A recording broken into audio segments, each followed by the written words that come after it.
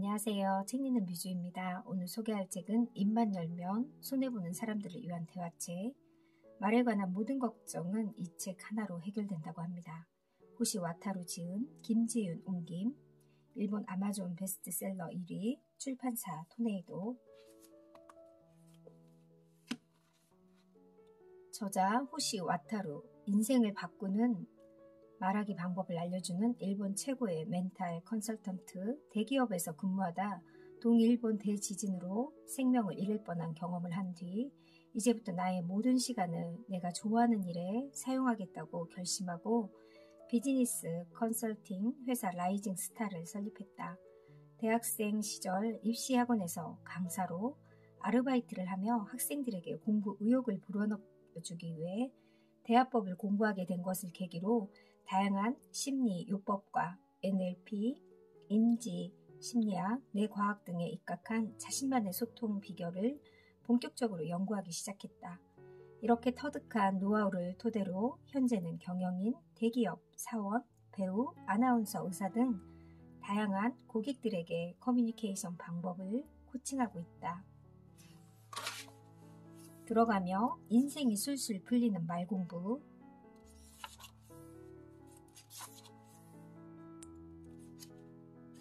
일부에서는 과학적으로 사람의 마음을 움직이는 방법을 주제로 방금 이야기한 3가지 조건을 구체적으로 살펴봅니다. 2부에서는 인간관계의 온갖 고민이 사라지는 말하기 방법에 대해 구체적인 사례를 들어 설명합니다. 제3부에서는 자연스럽게 내 편이 생기고 모두가 나에게 호감을 느끼게 하는 대화법을 소개합니다. 4부에서는 나의 말을 상대가 거부감 없이 받아들이게 만드는 구체적인 방법을 설명합니다. 5부에서는 말하는 사람은 물론 듣는 사람의 인생까지 바꾸는 대화법을 다룹니다. 이 책을 읽으면 어떻게 될까? 한 번에 모든 것을 바꿀 필요는 없습니다. 오늘부터 천천히 말 공부를 시작해 봅시다. 새로운 인생이 시작될 겁니다. 이제 그 첫걸음을 함께 내디뎌 봅시다.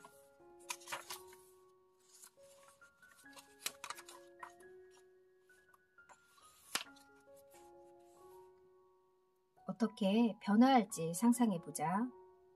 사람의 마음을 움직이는 과학적인 대화법을 어떤 상황에서 누구에게 활용하고 싶나요? 남의 의견을 전혀 받아들이지 않고 고집스러운 상사가 내 이야기를 들어줬으면, 집안일을 전혀 하지 않는 남편이 협조적으로 바뀌었으면, 좀처럼 공부를 하지 않는 아이가 스스로 공부하게 됐으면, 각자 다양한 바람이 있을 겁니다. 어떤 상황이든 상관없습니다. 이 책의 대화 기술을 활용하고 싶은 상황과 원하는 결과를 적어봅시다. 1. 왜 이 책을 선택했습니까? 2. 이 책의 내용을 구체적으로 어떤 상황에서 누구에게 활용하고 싶습니까? 애정과 소속의 욕구는 아무나 하고 이야기한다고 충족되는 것이 아닙니다. 우리는 보통 친해지고 싶다는 생각이 드는 사람과 관계를 구축하려고 합니다. 따라서 이 욕구를 이용하려면 친해지고 싶은 사람이라는 인상을 줘야 합니다. 이때 의사소통 방식이나 말투는 큰 영향을 줍니다. 친해지고 싶은 사람이란 어떤 사람일까요? 안전한 사람이겠지요. 극단적인 예를 들자면 만날 때마다 매번 나를 협박하는 사람과 인연을 맺고 싶은 사람은 없습니다. 따라서 안전의 욕구와 애정과 소속의 욕구는 모두 안심하고 싶다는 생각, 즉 안심감, 관련이 있다고 볼 수 있습니다. 존중의 욕구는 누군가에게 인정을 받는 것과 관련된 욕구입니다. 즉 자기 중요감을 느끼려는 욕구지요.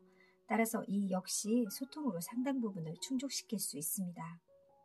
정리해보자면 대화로 채울 수 있는 인간의 욕구는 총 3가지가 있습니다. 안전의 욕구, 애정과 소속의 욕구, 존중의 욕구가 그것이지요.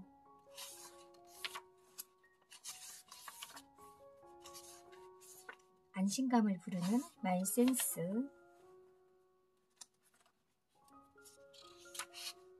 안심감을 추구하는 인간의 본능. 왜 그런 걸까요? 뇌는 죽지 않는 것, 즉 생존을 가장 중요하게 생각합니다. 안심감을 추구하는 이유도 살아남기 위해서입니다. 인간은 본능적으로 안심감을 주는 사람 곁으로 향합니다. 안심감을 주는 사람은 타인에게 신뢰를 받을 뿐 아니라 이성에게도 인기가 많습니다.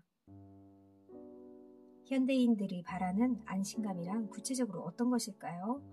정신적인 안심감, 즉 마음의 평안입니다. 마음의 평안이란 여기에 있으면 편안하다, 이 사람과 대화를 하다 보면 진정된다, 이 사람이 곁에 있어주는 것만으로도 마음이 놓인다 같은 감정을 뜻합니다. 이런 사람과 있으면 참 편안하고 늘 같이 있고 싶고 그러겠죠. 저도 이런 사람이 있는데 늘 편안하고 언제 보아도 낯설지 않고 마음이 편안해지고 때론 위로가 되기도 합니다. 상대의 말을 부정하지 않고 끝까지 경청하면 화자는 안심감을 느낍니다.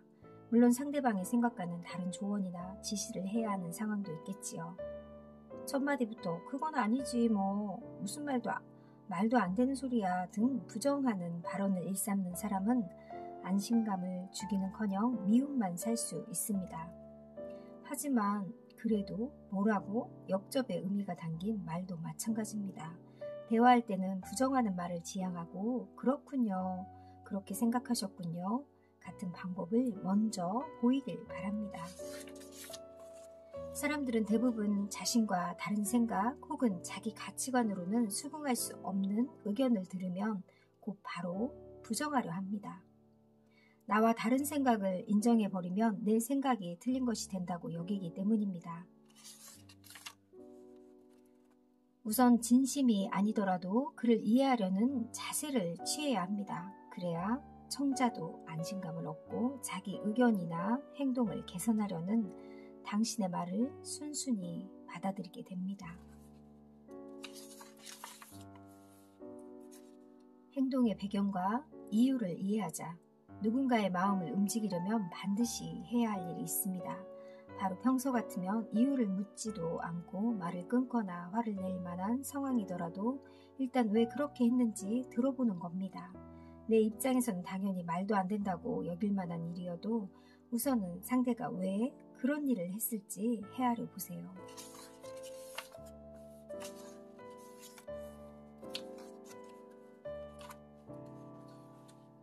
누군가의 이야기를 들을 때 팔짱을 끼거나 다리를 꼬는 것도 마찬가지입니다. 심리학에서는 팔짱을 끼는 행위를 상대방의 이야기에 동의하지 않는다는 의사를 전하는 보디랭귀지로 봅니다.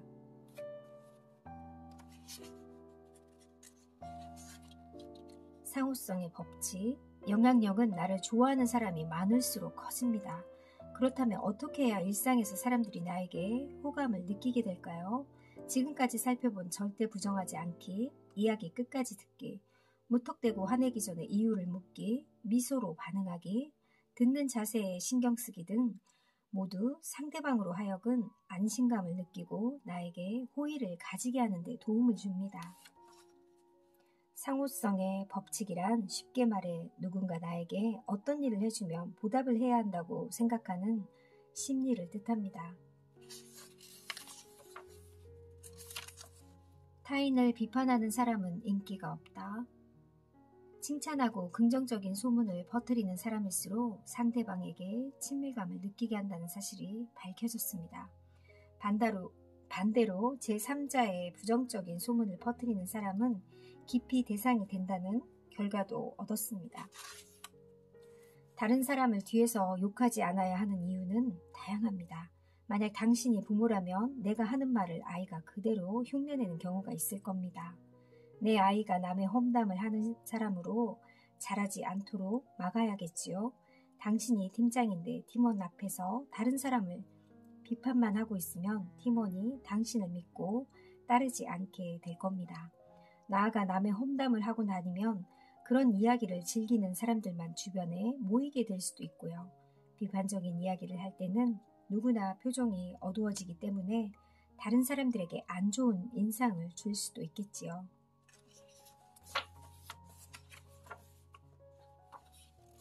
상대의 자기 중요감을 자극하라. 자기 중요감이란 자신이 가치 있는 존재라고 느끼는 것을 말합니다. 자기 중요감을 얻고자 하는 욕구를 채워주면 상대방에게 신뢰를 얻을 수 있습니다. 그의 마음도 움직일 수 있게 됩니다. 당신과의 대화를 통해 자기 중요감이 충족되는 것을 경험하면 자연히 당신과 계속 대화하고 싶어지고 당신의 이야기에도 귀를 기울이게 될 테니까요. 반대로 자기 중요감에 상처를 입히면 이 사람과는 두 번 다시 이야기하고 싶지 않다고 느끼게 됩니다. 어쩌면 당신도 누군가와 대화를 하면서 이런 경험을 한 적이 있을 겁니다. 그때 어떤 말을 들었나요? 나는 쓸모없는 사람이라고 느끼게 할 만한 말을 던지면 상대의 자기 중요감이 손상됩니다. 그렇다면 무엇을 금지어로 설정해야 할까요? 먼저 다음 질문에 답해 보길 바랍니다. 지금까지 살면서 어떤 말을 들었을 때 자기 중요감에 상처를 받았나요? 이름을 자주 부르자. 자기 중요감을 얻고자 하는 욕구란 나라는 존재가 가치 있다는 사실을 느끼고자 하는 마음이라고 이야기했습니다. 그렇다면 사회생활에서 상대의 존재감을 알아봐주기 가장 쉬운 수단은 무엇일까요? 바로 이름입니다. 상대의 이름을 제대로 기억하고 불러주면 그 사람의 자기 중요감을 쉽게 채울 수 있습니다. 오늘부터 직장 동료, 거래처 직원, 이웃의 이름을 외워보세요. 생일에는 축하 인사를 전하자. 누구씨 오늘 생일이죠? 축하드려요 라는 말을 들으면 어떤 기분이 들까요? 나는 누군가가 생일을 기억해 줄 만큼 소중한 존재라는구나 하는 사실을 실감하게 됩니다.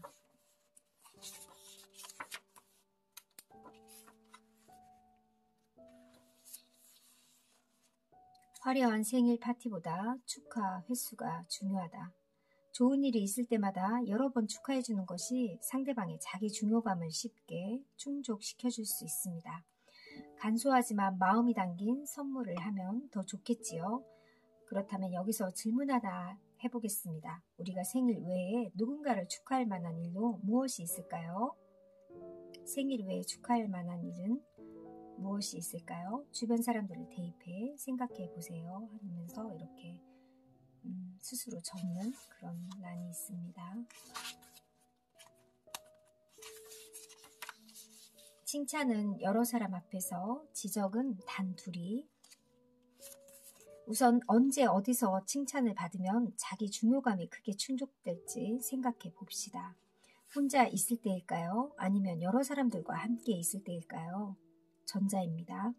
처음 칭찬할 때는 우선 여러 사람 앞에서 하고 그 후에 다시 개인적으로 칭찬하는 것이 가장 좋습니다. 그런데 남들 앞에서 누군가의 실수를 지적하는 게 좋지 않다는 사실을 알면서도 자기도 모르게 그렇게 행동하는 사람들이 있습니다. 왜 그런 걸까요? 여기까지 이 책을 읽었다면 벌써 그 이유를 알고 있을 겁니다.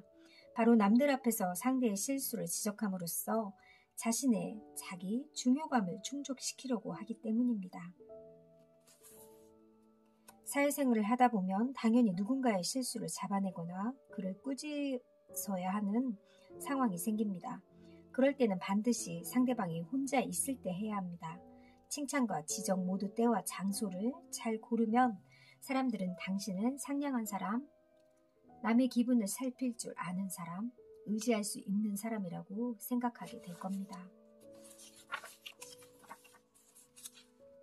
눈을 바라보면 관계가 달라진다.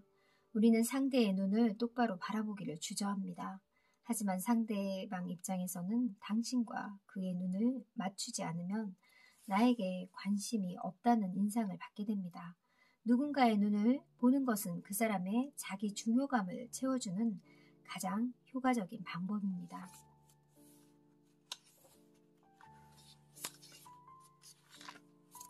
과하다 싶을 만큼 적극적으로 감정을 표현하라. 사랑받는 사람들의 대부분 풍부하게 감정을 표현합니다. 예를 들어 당신이 직장에서 성과를 올리고 그 사실을 상사에게 보고했다고 해봅시다.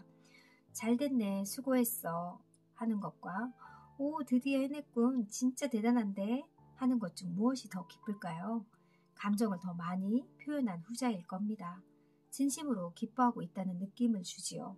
이렇게 감정을 크게 표현하면 상대의 자기 중요감을 채울 수 있습니다. 인간은 무의식적으로 남들의 반응을 신경 씁니다. 반대로 이 소식을 들으면 기뻐하겠지라고 기대를 하면서 말했는데 듣는 사람의 반응이 시큰둥하면서 서운함을 느끼게 됩니다. 이런 경험은 누구나 한 번쯤은 있을 겁니다. 이 실망감은 원하던 반응을 얻지 못한 데서 옵니다. 반대로 자신이 기대했던 것 이상의 반응을 얻으면 기분이 더 좋아지고 상대방을 기쁘게 했다는 생각에 자기 중요감도 커집니다. 사람은 좋은 반응을 얻으면 그것을 또 경험하고 싶어 같은 행동을 반복하게 됩니다. 따라서 당신이 감정을 풍부하게 담아 반응할수록 당신을 더욱 기쁘게 만들고 싶어하는 사람과 당신에게 좋은 소식을 전하기 위해 애쓰는 사람이 늘어날 것입니다. 그리고 당신의 영향력과 사람을 움직이는 힘은 절대적인 것이 되겠지요. 감정을 드러내는 게 부끄럽다고요? 상사, 부하 직원, 동료, 친구, 연인, 가족 등 일상에서 자주 마주치는 사람에게 이메일이나 메신저 등 감정 표현을 시도해보면 어떨까요? 문자 메시지를 주고받을 때도 감정을 풍부하게 보여주면 같은 효과를 볼 수 있습니다.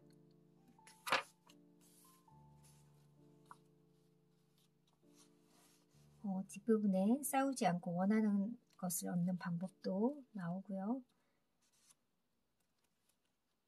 뒷부분도 좋은 이야기들이 참 많았습니다. 내 말은 그런 뜻이 아니었는데 말해놓고 돌아서서 후회하는 당신에게 필요한 최고의 말 공부, 세계적인 멘탈 컨설턴트가 알려주는 대화가 술술 풀리는 마법의 공식. 이 책은 사회 초년생이라든지 학생이 읽어도 어렵지 않게 읽을 수 있고요.